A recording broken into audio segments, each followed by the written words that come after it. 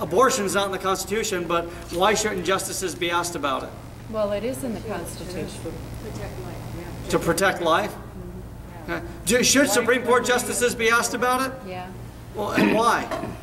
Why is it relevant whether or not a justice believes in the practice of abortion or would uphold life? It's upholding the Constitution. Because each person is given the right to life, liberty, and the pursuit of happiness. So life is life. So what does that have to do with the abortion question? Because if you abort, it's dead and not living. And living is life. Okay. So you think Supreme Court justices should be asked about this? Well, hasn't that issue already been decided by the court? Can the U.S. Supreme Court overturn itself? Yes. Yes, it According to can. the Constitution. The U.S. Supreme Court absolutely can overturn itself. So why you say Ed is not should not be asked? No, and I mean, I think even the fact that you wear black robes is indicative of that you wear the black robe because you're hiding what you are underneath, what you believe in. What? That's the point of the black robe, right? So neutrality. You're supposed to throw away what you believe or what you think, and you're there to understand and adjudicate and rule based on the Constitution, not what you personally believe in. So why should this question of life not be asked then? Because it isn't personal. Because then you're choosing what you're saying is your opinion, your personal opinion is what's going to either disqualify you or qualify you to be a judge. And that's exactly what you're trying not to do. But I mean, I go to the table with certain opinions about what I think the Constitution means. And certainly not everyone's going to agree. So why not press the issue during the confirmation? Say, where do you stand on abortion? Because we talked about this last week. There are two rights at play here. There's the right of choice and there's the right to life. Right? Why shouldn't we ask the Supreme Court, well, at least the nominees, why shouldn't we ask them about the right to life? Why shouldn't we ask congressmen about this? Right? Is that a legitimate question to ask congressmen? Kind of stretching it out from the U.S. Supreme Court. Would they take an oath for that? It's still constitutional. Yeah. We'll say this again? I said it's still constitutional. It's still within the Constitution. Okay, so what I'm getting at is this, there's been a lot of debate on this. That every time Supreme Court justice is up for potential appointment, they grill him about abortion. And a lot of people say, this is so ridiculous, it's a red herring, it has nothing to do with their appointment. And I'm asking you, what do you think about this? Right, you're involved in a discussion about the questions being asked. Is it really a red herring? Or is there something important going on here?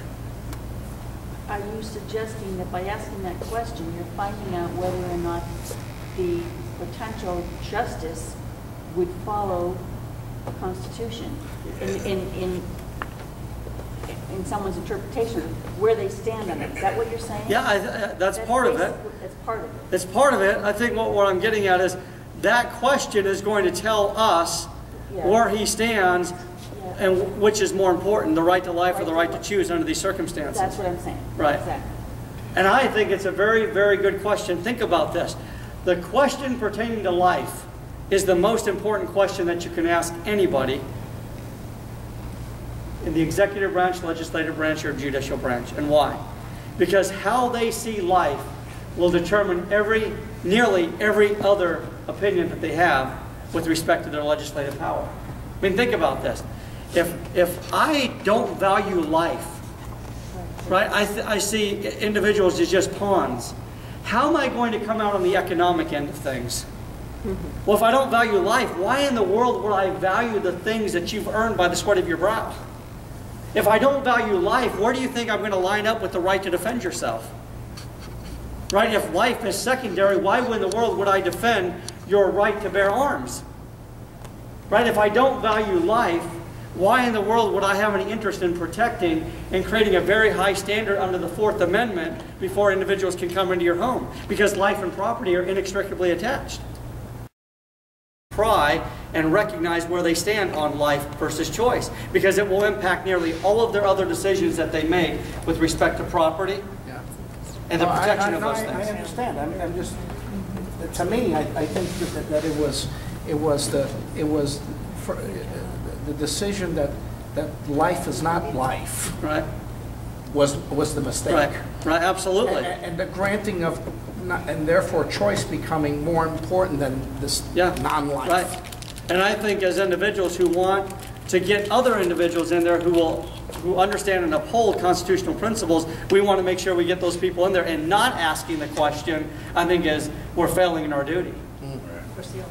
Right. So here's the interesting thing, you know, that you can go through. They have various entities that count up the votes made by each individual congressman, and they rate them. You can go to an individual who ranks very high in the right to life. He's always protecting life, and it's almost 100% how we will come out on the right to bear arms, how we will come out with respect to taxation, how we will come out with respect to protecting various Fourth and Fifth Amendment principles, and ensuring the right of certain procedures when it comes to the government coming out. It's predictable. It's very, very predictable. And that's why I think it's one of the most important questions that needs to be asked.